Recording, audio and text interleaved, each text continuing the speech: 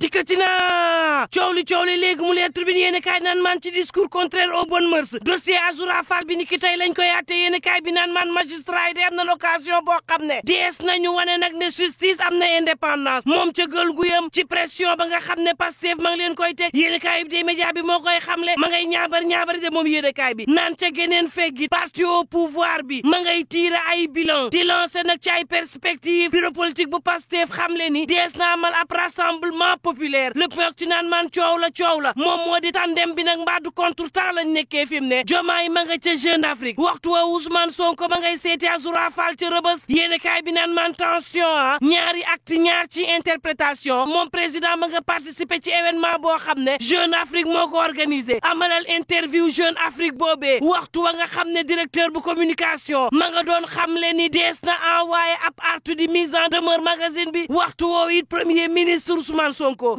ñaabari rangoog yërey Pastef daw nag naxee mbaay ab militant boo xam ni ma nga sa kaso koo xam ne discours contraire aux bonnes mœurs la def waxtu wa nga xam ni moom président ma nga doon xam le ni tension képp koo xam ne saaga nga ma ne la yoon dina dal sa kaw dal goo xam ni maar day taali direct news naan man ma ne la Ousmane Sonko la mu def ni ki démb benn xeer la sànni waaye dalandoo na daal xët wa dal na téel dal fa mu daan dal ndax nag moom Ousmane Sonko moo fi xam le ni woon dina impliqué wu personnellement ci ñi nga xam ne dañuy tifaare di ko def ci public tolérance zéro dootul amati ci ñoom ñi nga xam ne nag dañuy jàllale ay xibaar yoo xam ne wérul tolérance zéro ñoom it te ñoom ku ci nekk nag na assumer la nga xam ne def na ko wala mu wax ko yéen kaay bi naan man mandat de dépôt jébbal nañ ko Azoura Fall patriote boo xam ne jege na loolu Ousmane Sonko lii di wane ni kon régime bi kafewul fowewul injure publique yi niki noonu yi diffusion de fausses nouvelles te visite Ousmane Sonko googee nga xam ne def na ko wane na ci kanamu àddina ni ay jege ñaaleem sax ma ni la muccuñu ci saaga jëm kaso gi te bu ñu ko defee dees na wuy ji justice président bu Pastef dafa dem démb 14 heures heure pause jàppale ji ab camarade de parti témoigné ko compassion loolee nag ngir calmer ña nga xam ne ay militant am lañu woon tàmbalee fépp ba mu defee lii wane na leen ni récréation bi jeex na élèves yi kon ak récalcitrants yi mën ngeen dellu si waat daal l'évidence yéeni kaay naan man gëm sa bopp ma nga naqarlu ba maar day taali xelam mi daal di lambeer ca ngan ak Ousmane Sonko ga jëm ca Azoura Fall Cheikh Ahmadou Bamba Touré ma bokk ca coalition ba naan bu dee wàllum politique day mënees naa expliquer wisit bi wàlluk éthique ak juridique lan mën a jàpp ci wisitu Ousmane Sonko gii muy xam leen ni ci état de droit exécutif bi nag warul brouiller lambeer loo xel gi ci koo xam ne dees ko war a atte ca ëllëg respect ci wàllu principe républicain yi dafa war a am ci réew mi ñu encadré ko yàlla bu kenn soupçonné kenn yàlla bu xelu kenn ñaaw ci kenn ndax nag sortie bii ma nga am ci waxtu wa nga xam ne ñoom askan wi ci boppam ña ngay sàkku ab rigueur daal di am cohérence daal di am bàyyeekoo ci sunu ay dirigeant su soi naan man duel à distance moom diggante Ousmane Sonko ak président Macky Sall ku ci nekk nag mani la yaa ngi jàppale sab camarade de parti boo xam ne fi mu ne am nag jaamaarloog justice patron bu Pastef seeti na Azoura Fall Adama Fall addus manu woolu woon ni ki démb nee na jot na appelu président Macky Sall ci actu yooyee ña ngi cay wane ñaar ñii ne kenn fasu ci yéene laa la wax nii bàyyi ab militant le peuple ci naan man coow la fi mu ne mi ngi diggante Bougane Gueye Dany ak Barthélémy Diaz alliance bu bees ci wàllu politique duo boo xam ne fas na yéene contre Ousmane Sonko ak président Diomaye seen premier acte fort moom moo di fi mu ne lànk nan bañ nañu neenu dialogue ba wuy ji wuñu ñoom ñaar ñëpp nag ba ñuy taxawal FDR kenn teewu ca Barthélémy Diaz ak Bougane Gueye Dany ñu gis leen ci Paris ñu am complicité ñoom ñaar ñëpp nag bokkoon alliance politique ci législative yeeg sàmm sa kàddu ay xeexkat lañu di waxkat mën a jaamaarloog Ousmane Sonko war a jox nag opposition bi ab nukki gu yees daal ndax fi mu ne conférence de presse gaa ngi leen di bëgg faagaagal les échos yéen kaay naan man dialogue politique ba révélation am na ca bàyyeekoo ci expert bi di Alioune Souaré ma nga naan lu wax ji rëy lu coow li rëy ci dialogue politique bi jàpp leen ni terme de référence yi day yu dialogue 2020 la ñu copier kon nag mënoon nan xayma la ñu jële woon ca dialogue 2020 ba moo gën mobiliser millions yi te jariñut lenn les échos naan man toogal de ma xamal la ni juge d'instruction ba ordonné nag ab ordonnance favorable boo xam ne expertise médicale la ngir Farba Ngom l'observateur naan man dafa mel ni Farba gis nag porox ndool la de goo xam ne mën na koo génnee Rebeuss te du yàgg l'observateur naan man waxtu woowu ci référé cour des comptes ba moom Tahirou Sarr day tuddati nañ ko ci beneen coow lu yees Walf Quotidien naan man traque day am na ca lees loo xam ne baax na Souleymane Keita naan xeex gi nii xeex ger dina tax investisseurs yi nekk bitim réew seen xel dal mais sa baabu économiste naan affairiste yi nga xam ne